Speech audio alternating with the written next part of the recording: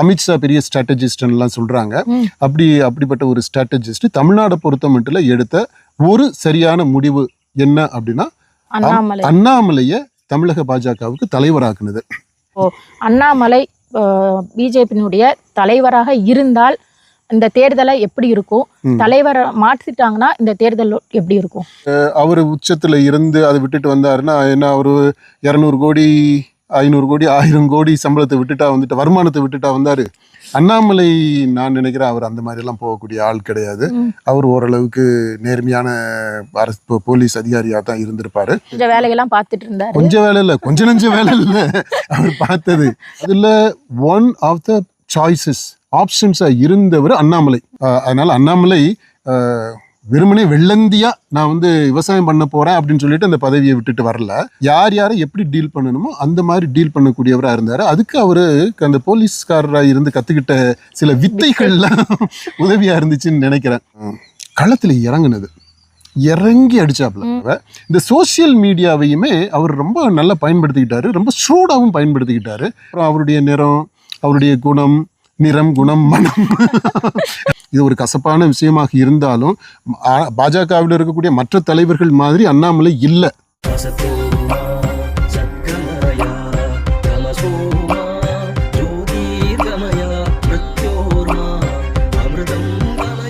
தற்போதைய தலைவர் பாஜக தலைவர் அண்ணாமலை, அவரை சுற்றி தான் தமிழ்நாடு முழுக்கவே ஒரே பரபரப்பாக பேசிகிட்டு இருக்கிறாங்க. கடந்த சில நாட்களா இல்லை, எப்போ நம்ம எடப்பாடி பழனிசாமி அமித்ஷா அழைப்பின் பேரில் டெல்லிக்கு போயிட்டு வந்தாரோ அப்போ இருந்தே இந்த பேச்சு, அண்ணாமலையை சுற்றிய பேச்சு இப்போது கடந்த சில நாட்களில் ரொம்ப பரபரப்பாக பேசிகிட்டு இருக்கிறாங்க. அவர் வந்து கட்சி தலைவராக தொடர்வாரா மாட்டாரா அப்படின்ற அமைச்சர் பதவியெல்லாம் கொடுக்குறாங்களா அப்படிலாம் செய்தியெல்லாம் வந்துட்டு இருக்கு. யாருக்கு? அண்ணாமலைக்கு தான். எது? அதாவது தலைவர் பதவியிலிருந்து தூக்க போறாங்க, கவர்னர் பதவியெல்லாம் கொடுக்க போறதா கூட சொல்லிட்டு இருந்தாங்க. தமிழிசைக்கெல்லாம் கொடுத்தாங்க, தமிழிசை கொடுத்துருக்காங்க. அதுக்கு முன்னாடி இப்போ சிபிஆருக்கு கவர்னர் பதவி கொடுத்துருக்குறாங்க. அதனால இந்த கவர்னர் பதவின்றது ஒரு கௌரவமா அவங்கள அந்த பதவியில இப்ப இருக்கக்கூடிய பதவியிலிருந்து வெளியேற்றுறதுக்கு ஒரு பதவி கொடுக்குறோம், இன்னொரு பதவி கொடுக்கறது, கௌரவமான வெளியேற்றம். ஒருவேளை இவர் கவர்னர் ஆனா இளம் கவர்னரா கூட இருப்பார்ல, இளம் வயதிலேயே கவர்னர். அவர் கவர்னர் ஆகிறத விடுங்க, இப்போ கட்சி தலைவர்கள், அரசியல் தலைவர்களை எடுத்துக்கிட்டாலே இப்போ இருக்கக்கூடிய அரசியல் தலைவர்கள்ல தமிழ்நாட்டுல யாரை சொல்லுவீங்க? அப்பா ஸ்டாலின், இவரு, அவர் பையன் உதயநிதி. அப்பாவுக்கு வயசு என்னன்னு தெரியல, உதயநிதி வயசு 47 ஆயிடுச்சு. அப்புறம் இப்போ தமிழகத்தினுடைய விடிவெள்ளி புரட்சி தலைவருடைய அடுத்த மறு பிறப்பு அப்படின்லாம் சொல்லலாம். அவருடைய தாவிக தலைவருடைய வயசு 50ன்னு நினைக்கிறேன். அடுத்தது வந்து இவர் அதிமுக தலைவரை எடுத்துக்கிட்டா தலைவர், மற்ற தலைவர்கள் அங்கே இப்போ நிறைய தலைவர்கள் இருக்கிறாங்க. அவங்க வயசுகளை எடுத்துக்கிட்டாலும் எல்லாமே 50க்கு மேலே 60க்கு மேலே அப்படிதான் இருக்கும். நம்ம நாம் தமிழர் கட்சி தலைவர் சீமான் வயது உங்க வயசு இருக்குல்ல, இப்படி சொல்லக்கூடாது. இப்போ எனக்கு வந்து தாடி நரைச்சிருச்சு அப்படின்றதுனால வயசு கூட்டி சொல்றீங்களா? அவர் உண்மையில சின்னவர் தான். இப்போதானே கல்யாணம் பண்ணி ஸ்கூலுக்கு போகிற வயசுல பையன் இருக்கிறான். அதனால அவரு ஆனால் அண்ணாமலையை விட அவர் மூத்தவர். அப்புறம் யார் இருக்கா? திருமாவளவன் கண்டிப்பா அண்ணாமலையை விட 20 வருஷத்துக்காவது மூத்தவராக இருப்பார். வேற யாரை நம்ம விட்டுருக்குறோம்? இப்படி எந்த தலைவரை எடுத்துக்கிட்டாலும் இன்னைக்கு தமிழ்நாட்டை பொறுத்த மட்டும் இல்லை, எல்லாரையும் விட குறைந்த வயது தலைவராக இருக்க, அரசியல் களத்தில் இளம் வயது தலைவராக இருக்கக்கூடியவர் அண்ணாமலை. இந்த அண்ணாமலையினுடைய அவருடைய ஜேர்னி என்ன அப்படின்றத பற்றி பார்த்துட்டா கூட நல்லா இருக்கும். அதை பற்றி இந்த வீடியோவில் வந்து ஃபுல்லாகவே அவர் அரசியல் பயணம், அவருக்கான பின்புலம் என்ன அப்படிங்கிறத பற்றி விரிவாக வந்து பார்த்துடலாம். இந்த அண்ணாமலை முதல்ல வந்து உச்ச பதவியில இருந்து நான் வந்து பதவியை விட்டுட்டு இங்க அரசியலுக்கு வந்தவன். இந்த உச்சம் உடனே தான் இப்ப அது ஒரு ஃபேஷனா என்னன்னு தெரியல. மக்கள்ல வந்து ரொம்ப இழிவுபடுத்துற மாதிரி எல்லாம் அப்படி பயன்படுத்தாதீங்க அந்த நீங்க. வார்த்தையை ஆமா சொல்றீங்களா? ஆமா அது அதுல நான் எனக்கு சொன்னா இழிவுங்கிறீங்க. இல்ல அதுதான் சொல்றேன். நான் யாரு சொன்னாலுமே இப்போ தாவேகா தலைவர் விஜய், ஆமா. நடிகர் விஜய், ம். அவர் உச்சத்துல இருந்து இறங்கி வந்து அப்படியே எல்லாத்தையும் விட்டுட்டு மக்களுக்காக எல்லாத்தையும் துறந்துட்டு வந்துட்டாரு அப்படின்லாம் சொல்றாங்க. ம். அது அந்த அந்த மாதிரி வார்த்தை பயன்பாடு இருக்கு பாத்தீங்களா, அந்த வெரி கான்செப்ட்.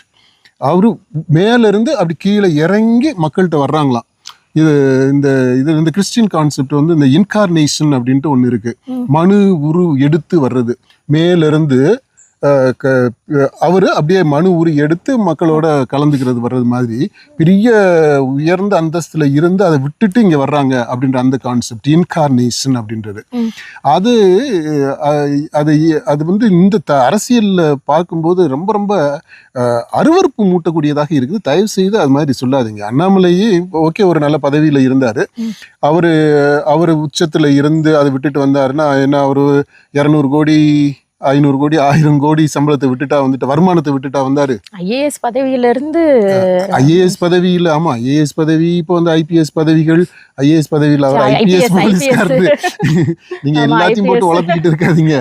ஐபிஎஸ் அவரு, இந்த ஐஏஎஸ், அப்புறம் இந்த ஜட்ஜு கிட்ஜு அப்படின்லாம் சொல்றவங்க நீங்க பாருங்க. ஒன்று இப்போ சமீபத்தில் பாருங்க, ஒரு ஜட்ஜு வீட்டுல மூட்டை 6 மூட்டை பணக்கட்டு பாதி வந்து வேகாமலும் எடுத்துட்டு வந்திருக்கிறாங்க.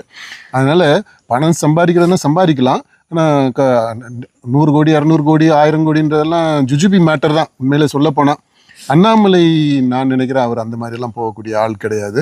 அவர் ஓரளவுக்கு நேர்மையான அரசு போலீஸ் அதிகாரியாக தான் இருந்திருப்பாரு. அதனால அவருடைய பதவியை விட்டுட்டு வர்றாரு. அவர் பதவியை விட அவருடைய மைண்ட் செட்டில இருந்து பேசுறதுன்னா, அங்கு ஒரு அரசு துறையில இருந்து அவர் நாட்டிற்கு ஆற்றிய கடமை, அந்த கடமையிலிருந்து விடுபட்டு மக்களுக்கு வேற ஒரு தளத்திலிருந்து பணியாற்றணும் அப்படின்னு சொல்லிட்டு வர்றாரு. அப்படிதான் நான் புரிஞ்சுக்கிறேன் அண்ணாமலையினுடைய அந்த முடிவை. அப்படி வந்தவர் நேராக நான் வந்து இயற்கை வேளாண்மை பண்ண போறேன், இயற்கையை நேசிக்க போறேன், ஆடு மாடுகளோடு இருந்து அப்படியெல்லாம் அளவலாவி விவசாயத்தை பேன்றதுக்காக வர்றேன் அப்படின்னு எல்லாம் சொல்லிட்டு வந்தாரு. அவர் வந்த காலகட்டத்தில் தமிழ்நாட்டில் நடந்த அந்த அரசியல் பின்னணியை பற்றி உங்களுக்கு ஏதாவது சந்தேகம் வந்திருக்கா? அவர் வந்தது உண்மையிலே விவசாயம் பண்றதுக்கு தானா, இல்ல வேற ஒரு அஜெண்டாவோட வந்தாரா அப்படின்ற ஒரு கேள்வி உங்களுக்கு வந்திருக்கா? அந்த டைம்ல ரஜினி கட்சி ஆரம்பிக்க போறேன்ட்டு இப்ப ரொம்ப தீவிரமா இறங்கி இருந்தாரு. கொஞ்சம் வேலையெல்லாம் பார்த்துட்டு இருந்தாரு. கொஞ்சம் வேலை இல்ல, கொஞ்ச நஞ்ச வேலை இல்ல அவர் பார்த்தது. அந்த டைம்ல தான் வந்து அண்ணாமலையும் தன் வகித்த பதவியை வந்து ராஜினாமா பண்ணிட்டு வர்றாரு. நான் நினைக்கிறேன் அவர் வரும்போது இந்த இயற்கையை பற்றிய இதுல நம்ம சந்தேகப்பட வேண்டாம். ஆனா இப்போ வரைக்குமே அவர் வந்த பிற்பாடு சென்னையில தான் அவருக்கு வாழ்க்கை முழுதுமே கலைஞ்சிருக்குதுன்னு நினைக்கிறேன். அந்த பதவியை விட்டுட்டு வந்த பிற்பாடு தோட்ட வேலையெல்லாம் போய் செஞ்சு அங்கே ஃபார்ம் ஹவுஸ்ல எல்லாம் இருந்து நடத்துன மாதிரி தெரியல. அதனால சரி, இருந்தாலும் அதை விட்டுருவோம். இப்போ அரசியல் இப்போ இதவே எடுத்துக்கிட்டோம்னாலும் அவர் வந்த டயத்துல ரஜினி ரொம்ப தீவிரமான அரசியல் செயல்பாடுகளை முடுக்கி விட்டு பயங்கரமான கூட்டங்கள் போட்டாரு. அவங்கள கூப்பிட்டு ரசிகர்களை கூப்பிட்டு பேசினாரு, அவங்கள கூப்பிட்டு பேசினாரு, பெரிய பெரிய எல்லாம் எக்கச்சக்கமா பண்ணாப்ல. ஒரே அந்த அவருக்கு மண்டபம் இருந்த ஏரியாவே ஒரே கலகலப்பா தான் இருந்துச்சு. ஒரு இப்போ எப்படி பனையூர் இருக்கிறது மாதிரி, அப்புறம் சில ஆண்டுகளுக்கு முன்னாடி இந்த கூவத்தூர் இருந்துச்சு பாத்தீங்கன்னா, அந்த மாதிரி ஒரே கலகலப்பா இருந்துச்சு இந்த ஏரியாவும். அந்த டயத்துல ரஜினிகாந்த் அவருடைய உயரம் தெரிந்தவரா இருக்கிறார். அதனாலதான் கடைசியா கட்சி ஆரம்பிக்காமலே வந்துட்டாரு. ஆனா அவர் கட்சி ஆரம்பிக்கணுன்ற முடிவுல இருக்கும்போது அவர் நிறைய பேரை கன்சல்ட் பண்ணாரு. இப்போ அவருக்கு அடுத்த வாரிசா தலைமையா யாரு ஒரு இளைஞரை கொண்டு வரணும் அப்படின்னு தேடும்போது அதுல ஒன் ஆஃப் த சாய்ஸஸ் ஆப்ஷன்ஸா இருந்தவர் அண்ணாமலை. அந்த ஒருவேளை அந்த எதிர்பார்ப்போட கூட அண்ணாமலை வந்திருக்கலாம். ரஜினிகாந்த் கூட அது மாதிரியான செய்தியை ரஜினிகாந்தோ நேரடியாகவோ அல்லது அவருக்கு நெருக்கமாக இருந்த அந்த காலகட்டத்தில் இருந்தவங்களோ அரசியல்ல இருந்தவங்களோ அந்த செய்தியை சொல்லி இருந்திருக்கலாம். அதற்கு ஒரு தயாரிப்பாக அவர் வந்திருக்கலாம். இது ஒரு அனுமானம் தான். ஆனால் பரவலாக பேசப்படக்கூடிய விஷயம் தான். இதில் ரகசியமெல்லாம் ஒன்றும் கிடையாது. நம்ம ஒன்றும் இந்த பிரேக்கிங் நியூஸ் அப்படின்றது மாதிரி எதையும் பிரேக் எல்லாம் பண்ணலை, யாரையும் மனசையும் உடைக்கலை. நம்ம அந்த மாதிரியான ஒரு பேச்சு இருந்தது. அந்த பின்புலத்தையும் நம்ம கவனத்தில் எடுத்துக்கணுன்ற. அதனால அண்ணாமலை வெறுமனே வெள்ளந்தியா நான் வந்து விவசாயம் பண்ண போறேன் அப்படின்னு சொல்லிட்டு அந்த பதவியை விட்டுட்டு வரல. இதுக்கு பின்னாடி அப்பவே ஆரம்பத்திலேயே ஒரு அரசியல் பயணம் தொடங்கி இருக்கிறாரு, அரசியல் காரணமும் இருந்திருக்கு அப்படின்றத நம்ம கவனத்துல எடுத்துக்கலாம். அப்புறம் வந்த பிற்பாடு பிஜேபியில அந்த இது இல்ல, அதான் ரஜினி கட்சி ஆரம்பிக்கலன்னு அவருக்கு அடுத்த சாய்ஸ் என்ன அப்படின்னா பாஜக. அதுல வந்து 2021 ஆகஸ்ட்ல பிஜேபியில ஜாயின் நீங்க என்ன எல்லாம் மனப்பாடம் பண்ணிட்டு இல்ல இந்த ஐபிஎஸ் பரீட்சைக்கு படிச்ச மாதிரி நீங்களும் படிச்சுட்டு வந்திருக்கீங்க போல தெரியுது. ஐபிஎஸ் பத்தி பேசுறப்ப கொஞ்சம் அது நல்ல நேரம் கெட்ட நேரம் எல்லாம் கூட கரெக்டா பார்த்து சொல்லுங்க, எத்தனை மணிக்கு அவர் சேர்ந்தாருன்ட்டு. நான் ஜோசியர் இல்ல உங்களை மாதிரி. இல்ல ஏன்னா அவருக்கு சேர்ந்து இருக்கிற கட்சி எப்படி எல்லாமே நல்ல நேரம் கெட்ட நேரம் எல்லாம் பாக்குறாங்க. அவர் கட்சி எல்லா கட்சியிலும் தான் பாக்குறாங்க. அந்த நான் சொன்னதை விட்ரா பண்ணிக்கிறேன். எல்லாருமே அதை பார்க்கக்கூடியவங்க. இந்த பகுத்தறிவு கட்சிகள்லாம் இருக்குது பாத்தீங்களா, அவங்க இதை விட அதிகமா நல்ல நேரம் பாக்குறவங்க, பூஜையெல்லாம் போட்டு அதெல்லாம் பண்ணி தான் செய்யக்கூடியவங்களா இருக்கிறாங்க. அதனால அண்ணாமலை வந்து 2021 ஜாயின் பிஜேபியில ஜாயின் பண்ணி கட்சியில 20 ஜாயின் பண்றாரு. 21 கட்சி தலைவர் ஆயிடுறாரு. வந்து சேர்ந்தது இல்லையே, சேர்ந்த உடனே கொஞ்சம் ஒரு வருஷத்துக்குள்ளேயே அவர் தலைவர். அதுக்காக தான் அந்த வருஷத்தை நான் சொன்னது, நீங்க மனப்பாடம் பண்ணிட்டேன்னு சொன்னீங்கல்ல. ஒரு வருஷத்துக்குள்ளேயே கட்சி தலைவரா பதவி கொடுத்துடுறாங்க. அந்த கட்சியில வந்து நிறைய மூத்த தலைவர்களா இருக்கிறப்போ இவர் ஜாயின் பண்ண உடனே பதவி கொடுக்கறதுங்கிறது அங்க உள்கட்சி குழப்பத்தை ஏற்படுத்துச்சு தானே. அந்த புதுசா வந்தவங்களுக்கு கட்சி பதவி கொடுக்கறதுங்கிறது சரியானதா? இல்லை, அது சரியானதா தப்பானதான்றது இல்லை. அந்த காலகட்டத்தில் பாஜகவுக்கு அதுக்கு முன்னாடி தலைவர்கள்லாம் இருந்திருக்கிறாங்க. இவருக்கு அண்ணாமலைக்கு முன்னாடி எல்முருகன் இருந்தார். எல்முருகன் வந்து மத்திய அமைச்சர் ஆயிடுறாரு. ஆன பிற்பாடு இங்கே தமிழ்நாட்டில் தலைவராக வரக்கூடியவங்கன்னு பார்த்தோம்னா ஏற்கனவே எல்லாமே தலைவர்களாக இருந்தவங்க ஏதோ ஒரு டயத்தில். அப்புறம் இந்த தமிழ்நாடு அரசியல் களத்தில் மற்ற கட்சிகளுடைய செயல்பாடுகள்லாம் பார்க்கும்போது ஒரு இளமையான தலைவர், ஒரு இளைஞர், ஒரு துடிப்புள்ளவர் ஒருத்தர் இருந்தா இந்த பாஜக நோட்டாவோட போட்டி போடுதுன்னு சொல்லிக்கிட்டே இருக்கிறாங்க இல்லையா. ஸோ அதை மாற்றணும் அப்படின்னு சொன்னா இளைஞர்களை ஈர்க்கணும் அப்படின்னு சொல்லிட்டு அது ஒரு திட்டத்தோட இவரை தலைவராக்குறாங்க. அந்த முடிவில் நான் நினைக்கிறேன் அது சரியான முடிவாக தான் இருக்குது. என்னை பொறுத்த மட்டும் அது மிக சரியான தமிழக பாஜக எடுத்த முடிவுகளில் அமித்ஷா பெரிய ஸ்ட்ராட்டஜிஸ்ட்லாம் சொல்றாங்க. அப்படிப்பட்ட ஒரு ஸ்ட்ராட்டஜிஸ்ட் தமிழ்நாடை பொறுத்த மட்டும் எடுத்த ஒரு சரியான முடிவு என்ன அப்படின்னா அண்ணாமலைய தமிழக பாஜகவுக்கு தலைவராக்குனது. அவர் தலைவரான உடனே அவரு நிறைய விஷயங்கள் செஞ்சாரு. நல்ல விஷயங்கள் தான் செஞ்சிருக்கிறாரு. அவருக்கு யாரெல்லாம் அவர் ஓரம் கட்டிட்டு தலைமை பொறுப்புக்கு வந்துட்டாரு அப்படின்னு நினைச்சாங்களோ அவங்க எல்லார்ட்டையுமே ஹி ரீச்ட் அவுட் தான். இவரா வழிய போய் அவங்கள்ட்ட பேசி ஒரு சுமூகமான உறவை கட்சிக்குள்ள ஏற்படுத்துறதுக்கு முயற்சி பண்ணாரு. அதில் ஓரளவுக்கு வெற்றியும் அடைஞ்சாருன்னு நினைக்கிறேன். அப்புறம் சில பேர் இவருடைய தலைமையை அவர் என்னதான் முயற்சி செய்தாலும் அவர்கிட்ட ஒத்து வராம குறுக்கு சால் ஓட்டிக்கிட்டே இருந்தவங்க அப்படிப்பட்ட ஆட்களை அவங்களுடைய டேர்ம்ஸ் அண்ட் கண்டிஷன்ஸ்லயே அவங்க வழியிலேயே அவங்கள வந்து ஓரம் கட்டிட்டார், அவங்கள டீல் பண்ணிட்டாரு. அதுல அந்த லீக்கு இந்த லீக்கு வீடியோ அப்படின்லாம் நிறைய சொல்லுவாங்க இல்லையா.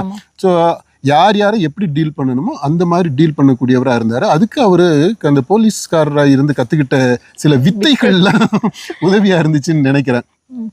நினைக்கிறது என்ன, உதவியாக இருந்திருக்கு, அதை சிறப்பாக பயன்படுத்திக்கிட்டாரு. இந்த உட்கட்சியில் இருக்கக்கூடிய அந்த மன கிளேசங்களை, பிரிவினைகளை, கசப்புகளை டீல் பண்ணது ஒரு பக்கம். அது சின்ன வயசுலேயே he was in the 30s. Okay, அப்பயே பண்ணியிருக்கிறாரு. அடுத்து அவர் செய்த இன்னொரு நல்ல காரியம் என்னன்னா களத்தில் இறங்கி அடிச்சாப்புல போய் மக்களை சந்திக்கிறது. அந்த நடைப்பயணம் போனது, நடைப்பயணம்னு அது நடைப்பயணமாக ஏற்றுக்க முடியாது.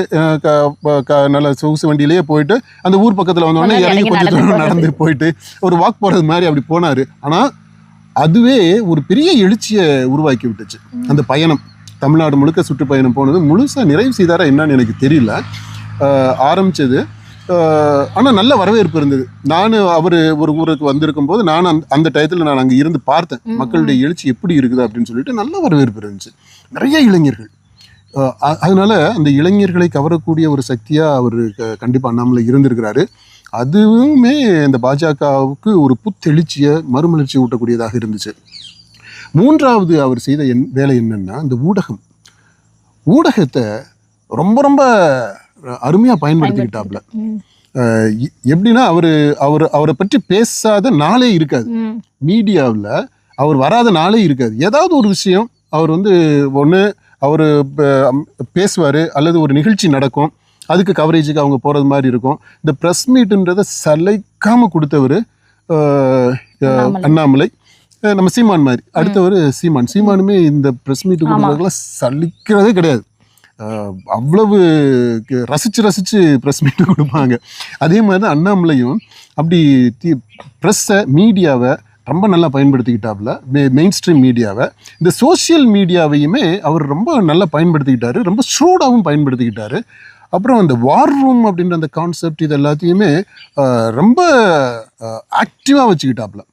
அதனால் சோஷியல் மீடியாவில் அவருடைய ப்ரெசன்ஸு, அந்த பிஜேபியினுடைய ப்ரெசன்ஸு ரொம்ப ரொம்ப அதாவது அப்படியே ஹாட்டாக இருக்கிறது மாதிரி, சுட சுட இருக்கிறது மாதிரி பார்த்துக்கிட்டாப்புல. அடுத்து என்னென்னா, அந்த பொசிஷனிங் இஸ் இமேஜ், அதை ரொம்ப அருமையாக பண்ணியிருக்கிறாப்புல. மற்ற 3 விஷயங்கள் சொன்னேன் இல்லையா, இதன் மூலமாக இல்லை இதையும் தாண்டி அவர் கவனம் செலுத்தின ஒன்று என்னன்னா, இந்த அண்ணாமலை யாரு அப்படின்றது. அண்ணாமலையை வந்து சாதாரணமாகலாம் நீங்கள் டீல் பண்ணிட முடியாது. அவர் ஸ்டாலின் முதலமைச்சர், எதிர்கட்சி தலைவர், இப்போ இவங்களுக்கு இணையான ஒரு இடத்துல அவரை பொசிஷன் பண்ணிக்கிட்டார். அதுக்கேற்ற மாதிரி அந்த தோரணையோடு தான் அவருடைய பேச்சுகள், செயல்பாடுகள் இது எல்லாமே இருக்கும். அப்படி ஓரளவுக்கு அதையுமே சக்ஸஸ்ஃபுல்லாக அந்த இதுக்கு கொண்டு வந்து நிறுத்தி இருக்கிறார். அதுக்கூடி இப்படி பார்த்தோம்னா, அண்ணாமலையினுடைய தமிழக பாஜக தலைவராக அவருடைய பங்களிப்புன்றது வெரி சிக்னிஃபிகண்ட், குறிப்பிடத்தக்க அளவில் இருந்திருக்கு. இப்போ பிஜேபி வந்து அண்ணாமலையை தலைவராக போட்டனால அந்த கட்சி வளர்ந்துருக்குது அப்படிங்கிறத எடுத்துக்கலாமா? கட்சி வளர்ந்துருக்குது. கட்சி வளர்ந்ததை போல அதை விட மிகவும் சிறப்பாக அவருடைய இமேஜுமே வளர்ந்துருக்கு. ஏன்னா நான் சொன்னேன் இல்லையா, அவர் இளைஞர்களுக்கு அவர் மீது உள்ள அந்த ஈர்ப்பு, சாதாரண ஜனங்களோடு அவர் கொண்டிருக்கக்கூடிய அந்த உறவு, அந்த கெமிஸ்ட்ரி ரொம்ப சகஜமாக பழகுவார். நம்ம வீட்டு பையன் அப்படின்னு சொல்லக்கூடிய அளவுக்கு இருக்கும் அவர் பேச்சே பாருங்களேன், ரொம்ப அந்யோன்யமாக பேசுவார், இன்க்ளூசிவாக பேசுவார். நம்ம குடும்பம் அப்படின்ற அளவில் தான் பேசுவார். யாரை பார்த்தாலும் என்னன்னு சொல்லுங்கண்ணே அப்படி அந்த டிப்பிக்கல் கொங்கு ஸ்லாங்கு, அந்த ஸ்லாங்கில் அவர் பேசுகிறது கேட்குறதுக்குமே நல்லா இருக்குது. அப்புறம் அவருடைய நிறம், அவருடைய நிறம், குணம், மனம், அந்த இது டீக்கு சொல்கிறது மாதிரி, விளம்பரம் மாதிரி, இவர்கிட்ட அவருடைய நிறம் அது ஒரு பெரிய செட்டு.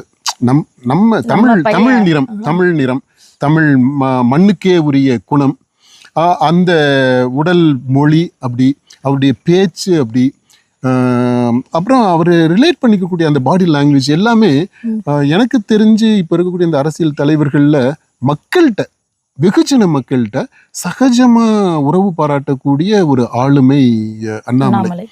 இது இப்படியெல்லாம் நான் சொல்கிறேன் அப்படின்னா அண்ணாமலையினுடைய ரசிகராக இருந்து இல்லை, அப்படி அந்த அர்த்தத்தில் இல்லை. ஒரு அப்ஜெக்டிவாக ஒரு ஆய்வாளராகவே நான் பார்க்கும்போது இதெல்லாமே சும்மா சாதாரணமாக பேசின ஒன்றுமே ஒரு முக்கியமான அம்சங்கள், ஒரு ஆளுமை பண்புகளை பற்றி தான் நம்ம பேசிக்கிட்டு இருக்கிறோம்.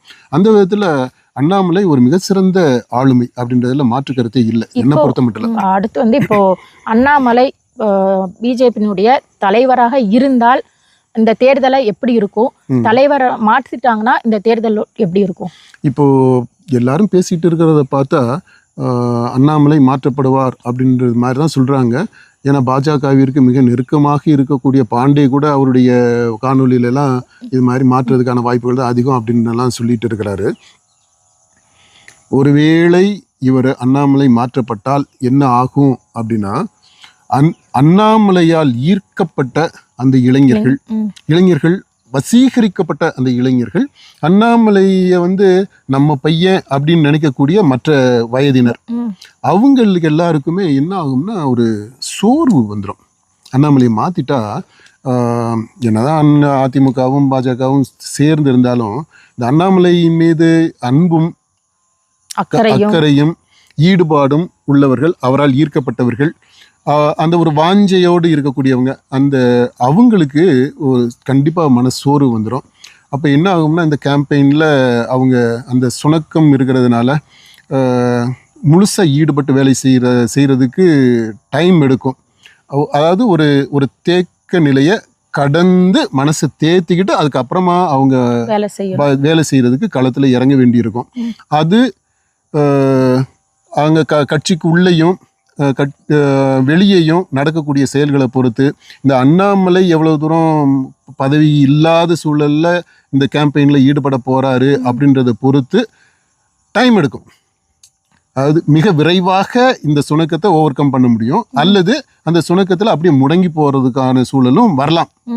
ஏன்னா அண்ணாமலை முடங்கிட்டாருனாக்கா அவருடைய ஆதரவாளர்களும் முடங்கிடுவாங்க இல்லையா? ஏன்னா நம்ம விரும்பினாலும் விரும்பாட்டினாலும், பாஜக காரங்க விரும்பினாலும் விரும்பாட்டினாலும், தமிழ்நாடை பொறுத்த மட்டும் இன்றைக்கு அண்ணாமலை ஃபேக்டர் ஒரு இம்பார்ட்டன்ட் ஃபேக்டர் பாஜக கட்சியை பொறுத்த மட்டும்.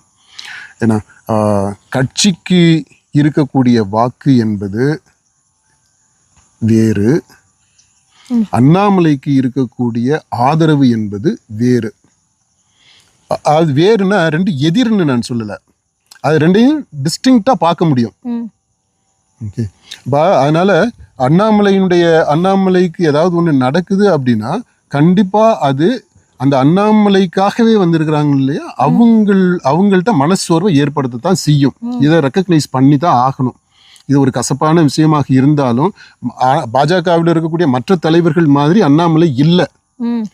ஒரு இப்போ தமிழிசை மாதிரியோ, பொன்னார் மாதிரியோ, எச் ராஜா மாதிரியோ அண்ணாமலையை சொல்ல முடியாது. அல்லது இந்த ஊடகங்கள் எல்லாம் அந்த பாஜக சார்பாக பேசுறாங்க பாத்தீங்களா சில பேர், அந்த பேச்சாளர்கள் மாதிரி, கருத்து சொல்லக்கூடியவங்க, அறிவாளிகள் மாதிரி அண்ணாமலை இல்லை. அண்ணாமலை தனித்துவம் உள்ள மக்களை ஈர்க்கக்கூடிய ஒரு மக்கள் தலைவரா இருக்கிறார். அது மிகப்பெரிய அளவுல வர்றதுக்கான வாய்ப்புகள் இருக்கு. இன்னும் சின்ன பையன் தானே, என் பேரன் மாதிரி தான் சொல்ல போனா. அதனாலதான் 40 வயசு தான் ஆகுது. அதனால இன்னும் இருக்கு, காலம் இருக்கு. அதனால அவர் இல்லாத பாஜக, அதிமுக, மற்ற கட்சிகள் அந்த கூட்டு அணி என்பது கொஞ்சம் அந்த சினர்ஜைஸ் ஆகுறதுன்றதுக்கு கொஞ்சம் டைம் எடுக்கும் அப்படின்னு நான் நினைக்கிறேன். இப்போ கூட ஒரு ஏரியாவில் வந்து போஸ்டர் ஒட்டி இருக்கிறாங்க, வேண்டாம் அதிமுக கூட்டணி வேண்டாம், வேண்டும் அண்ணாமலை அப்படின்னு சொல்லிட்டு போஸ்டர் ஒட்டி. அண்ணாமலை அப்ப கட்சி ஆரம்பிக்கணும்ன்றாங்களா? பிஜேபி தலைவரா அண்ணாமலையே இருக்கணும், அதிமுக கூட்டணி வேண்டாம் அப்படிங்கிற மாதிரி. சரி, அதிமுக கூட்டணி வேண்டாம் அப்படின்னு பாஜக கட்சி முடிவெடுக்கிறது, தலைமை முடிவெடுக்கிறது டெல்லியில் இருக்கக்கூடிய தலைமை இல்லையா, பாஜக கட்சியில. இப்போ அவங்க முடிவு எடுத்து சொல்றத வந்து இங்க இருக்கக்கூடிய தமிழ்நாட்டில் இருக்கக்கூடிய பாஜக உறுப்பினர்கள் வேண்டான்றாங்களா, எதிர்ப்பு தெரிவிக்கிறாங்க. நீங்க சொன்னீங்களே, அவங்க அண்ணாமலைக்காக பிஜேபிக்குள்ள சேர்ந்த இளைஞர்களுக்கு இது ஒரு அதிருப்தியை ஏற்படுத்தும் சொல்லி. ஆமா, ஒரு சோர்வோட வெளிப்பாடு கூட எடுத்துக்கலாம்ல இந்த போஸ்டர் ஒட்டுறதுங்கிறது. அவங்களோட நேரடியா தெரிவிக்க முடியாம மறைமுகமா இந்த போஸ்டர்கள் மூலமா கூட தெரிவிக்கலாம்ல. இல்ல, இந்த போஸ்டர் ஒட்டுறதுன்றது அதையும் நம்ம கவனமா பார்க்கணும். இது ஒட்டுனது உண்மையிலே பிஜேபி காரருங்க தானா, இல்ல நம்ம இந்த புசி ஆனந்த் அடுத்த முதல்வர் ஆகிறாருன்னு சொல்லிட்டு ஒட்டி ஒரு பரபரப்பை கிளப்பி விட்டாங்க பாத்தீங்களா, அந்த மாதிரி. அது வந்து திமுக காரவங்களே அப்படி பண்ணிட்டாங்க, ஐடிவில இருந்து அப்படி பண்ணிட்டாங்க அப்படின்னு அவங்க சொல்றாங்க இல்லையா. அந்த மாதிரி இது வந்து உண்மையில பிஜேபி காரவங்க தான் அண்ணாமலை மேல அன்பு உள்ளவங்க பண்ணாங்களா, அன்பு மிகுதியினால அப்படி பண்ணாங்களா, இல்ல இது மாதிரி இப்ப வேணும்னு இந்த இது கூட்டணி சேர விடக்கூடாது, ஒரு குழப்பத்தை ஏற்படுத்தி விடணும் அப்படின்றதுக்காக. அதுலயுமே புசி ஆனந்த் முதல்வர்னு போட்டதுலயுமே கூட ஒரு பேரை தான் போட்டிருந்தாங்க. பேர் போடுறது என்ன பெரிய விஷயமா? வேணும்னே போஸ்டர் அடிச்சுட்டு எதிர்கட்சி மேல பழிய போட்டுக்கலாமா? இல்ல, அந்த மாதிரி கலாச்சாரம் தான் இப்ப இருக்கு அரசியல்ல. எப்படின்னா அந்த கொள்கையை முன்வைத்து போட்டி போடக்கூடியது, போராட்டங்கள் நடத்தக்கூடியது, மக்களுடைய பிரச்சனையை முன்வைத்து அந்த களம் காண்பது அப்படின்ற காலம் எல்லாம் மலை ஏறிடுச்சு. இப்ப எல்லாமே வந்து என்னை எதுக்குறியா அப்படின்னா உன்னை போட்டு பார்த்துறது தான். பிசிக்கலா உச்சகட்டத்துல போயிருது. இப்ப இந்த ஆம்ஸ்ட்ராங்க்கு நடந்துச்சு பாத்தீங்களா, அது அந்த மாதிரி, அது கடைசி கட்டம். ஆனா அதுக்கு முன்னாடியே மிரட்டல். இப்ப இந்த சவுக்கு சங்கருக்கு நடந்துச்சு பாத்தீங்களா, அது ஒரு இடைநிலை மாதிரி. மிரட்டல்ல முதல்ல நேரடியா மிரட்டுறது. முதல்ல என்ன பண்ணுவாங்கன்னா விலைக்கு வாங்குறதுக்கு பார்ப்பாங்க, அது முடியாத பட்சத்துல மிரட்டல், உருட்டல், அப்புறம் இந்த மாதிரி அவமானப்படுத்துதல், மன உளைச்சலுக்கு ஆளாக்குறது, அதுக்கப்புறம் பிசிக்கலா டீல் பண்ண ஆரம்பிக்கிறது, அப்புறம் கடைசியா போட்டே பார்த்துடுறது. இதுதான் சர்வசாதாரண, இதுதான் அந்த மெத்தடாலஜியாகவே இருக்கு. இன்னைக்கு அப்படி மாறி போயிடுச்சு. கொள்கை அளவில் பேசுறது, அறிவார்ந்த விதத்தில் பேசுறது அப்படின்றதால இல்லை. அதனால இந்த இந்த இப்போ அண்ணாமலைக்கு ஆதரவாக அப்படின்னு நீங்கள் சொல்லக்கூடிய அந்த போஸ்டர், அது பாஜக உண்மையிலே அன்புனால ஒரு தொண்டர் யாரும் பண்ணிட்டாங்களா, இல்லை விஷமிகள் அப்படி ஏதாவது பண்ணியிருக்கிறாங்களா அப்படின்றது தெரியல. எப்படி இருந்தாலும் அண்ணாமலை இல்லாத இந்த கூட்டுறவு என்பது, கூட்டணி அமைப்பு என்பது பாஜக தொண்டர்கள் மத்தியில் அட்லீஸ்ட் பாதிக்கு பாதி தொண்டர்கள் மத்தியில் கொஞ்சம் மனசோர்வை ஏற்படுத்தும். அதை ஆனால் கடந்து வந்துட முடியும். அப்படி கடந்து வர்றதுக்கு அண்ணாமலை எப்படி நடத்தப்படுகிறார், அண்ணாமலை எப்படி நடந்து கொள்கிறார் அப்படின்றது இப்போ ஒரு முக்கியமான காரணியாக இருக்கும். சப்போஸ் அவருடைய தலைமையிலேயே இந்த கூட்டணி தொடரப்போகுது அப்படின்னா என்ன ஆகும்? அந்த கேள்வி நீங்க கேட்கவே இல்லை. அண்ணாமலைக்கு ரெண்டுமே கேட்டேன். இருந்தா எப்படி இருக்கும், இல்லைன்னா எப்படி இருக்குன்னு கேட்டேன். சரி, இப்போ அவருடைய தலைமையில இந்த கூட்டணி இருக்கு அப்படின்னா எப்படி இருக்கும்? இந்த தலைவர்களுக்கு மத்தியில நெருடல் இருக்கும். எடப்பாடி பழனிசாமிக்கும் அண்ணாமலைக்கு இடையில இருக்கக்கூடிய அந்த ஏற்கனவே கசப்பு இருக்கு, விரோதம் மாதிரி கூட அது வடிவெடுத்திருக்கு. அப்படி அட்லீஸ்ட் அந்த மாதிரி சித்தரிக்கப்பட்டுருச்சு. அதனுடைய உச்சக்கட்டமாக தான் பிரிவே வந்துடுச்சு, கூட்டணி பிரிஞ்சிருச்சு. ஓகே, மனம் முறிவு ஏற்பட்டதுனால தான் இந்த கூட்டணி பிரிவு வந்தது. இப்போ இந்த பிரிஞ்ச பிற்பாடு திரும்பவும் இந்த தேர்தலுக்காக திரும்ப ஒன்றா வர்றோம் அப்படிங்கும்போது அது கொஞ்சம் டைம் எடுக்கத்தான் செய்யும். இந்த ரெண்டு தலைவர்களும் அவங்க சரி எப்படி அவங்க மனசு ஒத்து தோல் மேல தோல் போட்டு மக்களுக்கு மத்தியில பேச முடியும்? நடந்திருக்கு, எது தாராளமா நடந்திருக்கு. நம்ம பேசிட்டு இருக்கும்போது நீங்க கூட கேட்டீங்களே, இந்த ஜெயலலிதா விஜயகாந்த் அதிமுக கூட்டணி, ஜெயலலிதா விஜயகாந்த் அவங்க ரெண்டு பேருமே கடைசி வரைக்குமே அந்த இழுபறியில இருந்துச்சு. டேர்ம்ஸ் எல்லாமே அவ்வளவு சுமூகமாவெல்லாம் இல்லை. ஆனா ரெண்டு பேருக்குமே ஒரு நல்ல இருந்துச்சு. ஆமா, அதுல இன்னொன்னு என்னன்னா, அந்த விஜயகாந்த் என்னதான் அந்த கூட்டணி உடன்பாடு, அது அந்த தேர்தல் உடன்பாடு எட்டுறதுல பிரச்சனைகள் இருந்தாலும் அவரு அந்த அதிமுக கட்சி தலைவர்களை விமர்சிக்கவெல்லாம் இல்ல. எம்ஜிஆர் அவரு எந்த ஒரு கட்டத்துல விமர்சிப்பார் இல்ல. ஆனா அண்ணாமலை அதெல்லாம் செஞ்சுட்டாப்ல. என்ன பண்ணிட்டாரு இந்த தம்பி, எம்ஜிஆரை விமர்சனம் பண்றாரு, ஜெயலலிதாவை அக்யூஸ்ட் அவர் சொன்னது அண்ணாமலை சொன்ன அந்த விமர்சனம் எதுவுமே தப்பு கிடையாது, வரலாற்று ரீதியாக முழுக்க உண்மை. ஒரு ஆய்வாளரை நான் பார்க்கும்போது அவர் சொன்னதை 100% நான் என்டார்ஸ் தான் பண்ணுவேன். ஆனா ஒரு கூட்டணியில இருந்துகிட்டு அதாவது என்னன்னா, இந்த இங்கிதம் பார்த்து அந்த சூழ்நிலை பார்த்து பேசுறது, எங்கே பேசணும், எந்த அளவுக்கு பேசணும் அப்படின்றது இருக்குது இல்லையா? அந்த மாதிரியான விஷயங்கள் அப்படி சொல்லுவாங்க. அந்த நாகரிகமெல்லாம் தெரிஞ்சவர் தான் அண்ணாமலை. ஆனால் என்ன காரணத்துக்காக அந்த மாதிரியெல்லாம் விமர்சனங்களை கொண்டு வந்தார் அப்படின்ட்டு தெரியல. தேவையில்லை. அந்த சூழ்நிலையில் அவர் சொன்னார் பார்த்தீங்களா, அந்த விமர்சனம் அந்த சூழ்நிலையில் சொல்லியிருக்க தேவையில்லை. அவர் சொன்னது தப்பு கிடையாது, ஆனால் தேவையற்றது. அந்த சூழ்நிலையில் அது தேவையற்ற மனக்கசப்பு உருவாக்குச்சா, அல்லது இந்த மாதிரி ஒரு வாய்ப்பு கிடைக்காதா அப்படின்னு எதிர்பார்த்துக்கிட்டு இருந்தவங்க அதை பயன்படுத்திக்கிட்டாங்களா அப்படின்னு இருக்கு. ஏன்னா ஏற்கனவே அந்த எதுக்கடா பிஜேபி கூட உறவுங்க, அந்த மைனாரிட்டி ஓட்டு வராது அப்படி இப்படிலாம் நினச்சிக்கிட்டு இருந்த ஆளுங்க, பேசிக்கிட்டு இருந்தவங்க, சரி இவர் இந்த மாதிரி பேசிட்டாருன்றதை ஒரு நொண்டிசாக்கா வச்சுக்கிட்டு அப்படி உறவு முடிச்சுக்கிட்டாங்களா? அப்படியும் இருக்கிறதுக்கு வாய்ப்புகள் நிறைய இருக்கு. 50-50 தான் நான் நினைக்கிறேன். அவர் பேசுனதுக்கு ஒரு 50% காரணமாக இருந்துச்சுன்னா, அடுத்த 50% இவங்க போகிறதுக்கு ஏற்கனவே ரெடியாக மண்ணில் தான் இருந்தாங்க. எடப்பாடியை நீங்கள் அவ்வளவு லேசாக எடை போற்ற முடியாது. அவரை பற்றி நம்ம தனியாக ஒரு காணொலி நம்ம போட்டே ஆகணும். அவருடைய கேரக்டர் பற்றி, அவருடைய எவல்யூஷன் பற்றி, அவருடைய ஸ்ட்ராட்டஜிஸ் பற்றி, இதை பற்றியெல்லாம் நம்ம பேசணும்.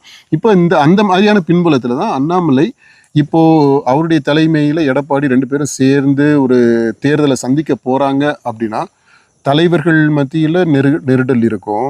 அந்த நெருடல் எந்த அளவிற்கு இவங்க பப்ளிக்கில் அதை காட்டிக்க போகிறாங்க அப்படின்றத பொறுத்து கீழே தொண்டர்கள் மத்தியிலையும் அது கூடும் அல்லது குறையும். அது எந்த அளவிற்கு குறையுதோ அந்த அளவிற்கு ஓட்டு சினர்ஜைஸ் ஆகும், சேர்ந்து வரும். அல்லது இல்லாட்டினா அது ஒரு ஆர்கானிக்காக செயல்படாது. இவங்க கூட்டணி சேர்ந்தும் பெரிய அளவில் நன்மை இருக்காது.